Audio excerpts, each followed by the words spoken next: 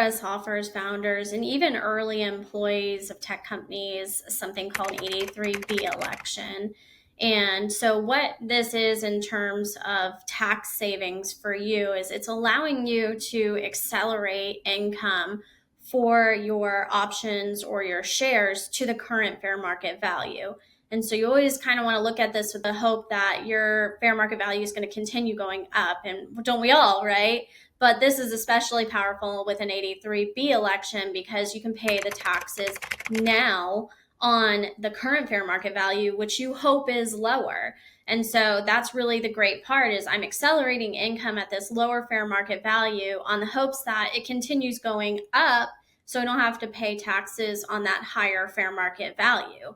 And so this allows you also to start your holding period for long-term capital gains. And so instead of being subject to ordinary taxes of 37%, you can now tax it at 23.8% with long-term capital gains. And so you're talking about double fold savings in terms of I'm accelerating the income and I'm going to say it's even 50 cents. I'm going to only accelerate 50 cents of income versus when I have it at IPO, it's going to be $150 a share. I'd rather pay taxes at 50 cents per share than pay it at $150. And then I triple fold my savings because I'm saying I'm going to do long-term capital gains. So I'm going to go from an ordinary rate of 37% to 23.8%. And so I'm automatically saving taxes that way. And so the real risk though here is that you say, I'm taking the gamble that my fair market value is going to continue going up.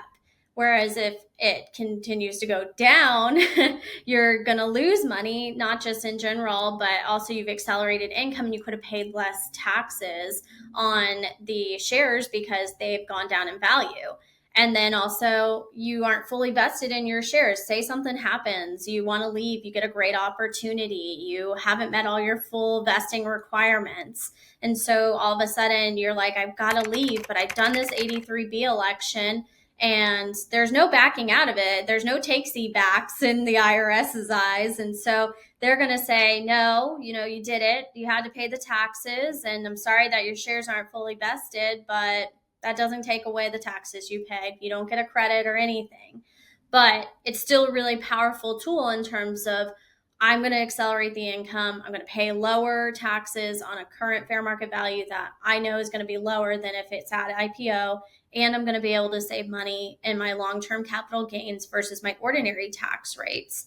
And then all of this is assuming that you've done it within 30 days of grant or exercise. And so depending on what you have as a founder, you're going to say, I have 30 days to make this election from the time that I get granted my shares or from the moment that you exercise your shares.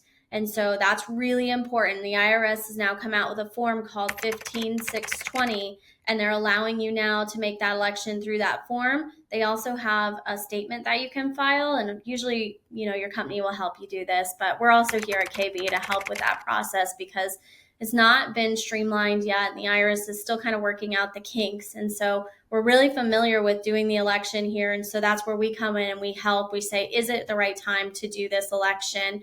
Does it make sense? Are we planning on staying? And then the mechanics of actually getting it done and working through making this election. So that's just a quick rundown of the 83B election. Really powerful tool for saving you taxes.